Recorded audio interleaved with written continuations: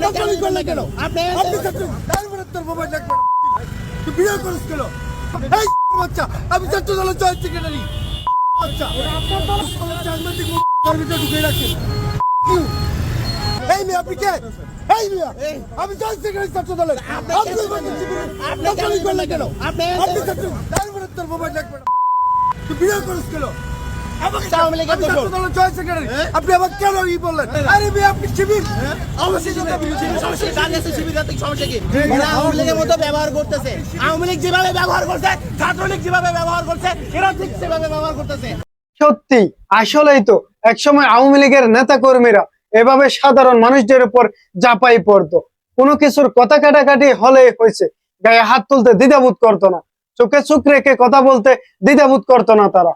ঠিক তেমনি বর্তমানে কিছু মানুষ আছে বিএনপির নাম দিয়ে তারা জোর জবরদস্তি করে মানুষকে হয়রানিতে ফেলতেছে, মানুষকে মারধর করতেছে, মানুষের সাথে আঙ্গুল দেখিয়ে কথা বলতেছে, চোখে চোখ রেখে কথা বলতেছে। ঠিক আমি এই লোকটার কথা বলতেছি। এখানে মূলত ঘটনাটি ঘটেছে ফ্লাইওভারের উপর দিয়ে রিক্সা নিয়ে যাতায়াত করতে চাচ্ছে। রিক্সাওয়ালা বলতেছে আমি যেতে চাচ্ছি না, কিন্তু আমাকে জোরপূর্বক ভাবে ইনি ফ্লাইওভারের উপর দিয়ে নিয়ে যাচ্ছে। আর এই নিয়ে এই ভাইটা প্রতিবাদ করার কারণে তাকে বারবার তেড়ে যাচ্ছে মারতে। এখানে আমার কথা হচ্ছে সাধারণ গরিব মানুষদের যে আইন, ধনী মানুষদেরও সে আইন থাকতে হবে।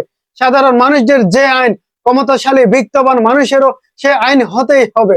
আপনি রাজনৈতিক লিডার, আপনার বান্ডিল বান্ডিল টাকা আছে, আপনার হাত অনেক লম্বা, এটা এই দেশে আর চলবে না। আপনি যে বা যে হন না কেন, আপনি সাধারণ মানুষের ঊর্ধ্বে কেউ নন। আরেকটা ভিডিও দেখেন।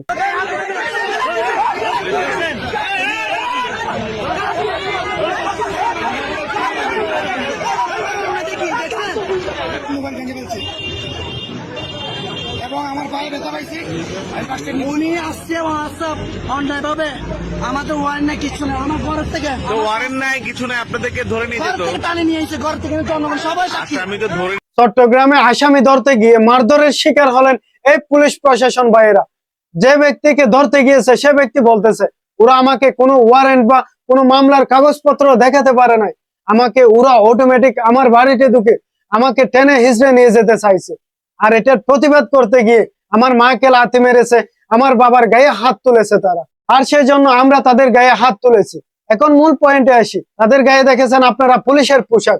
তারা যদি আপনাকে কোনো ওয়ারেন্ট বা কোনো কাগজপত্র দেখাতে না পারে, বা আপনার যদি সন্দেহ হয়, তাহলে আপনি তাদের সাথে যান, অথবা আপনার মা বাবাকে নিয়ে যান, অথবা ভাই বোন প্রতিবেশী কাউকে আপনার সাথে নিয়ে যান, সেটা তো অনেক ভালো হতো। কিন্তু আপনি তা না করে উল্টো পুলিশকে মারধর করলেন, এটা তো আপনি অনেক একটা বড় ধরনের অপরাধ করে ফেললেন। এখন দ্বিতীয় পয়েন্টে আসি।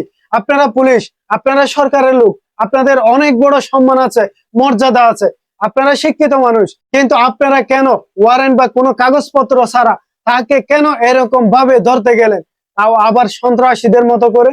এখন শেষমেশ কি পেলেন? আপনাদের মান সম্মানটাও হারালেন, আর তার গাবদারিটাও বেড়ে গেল।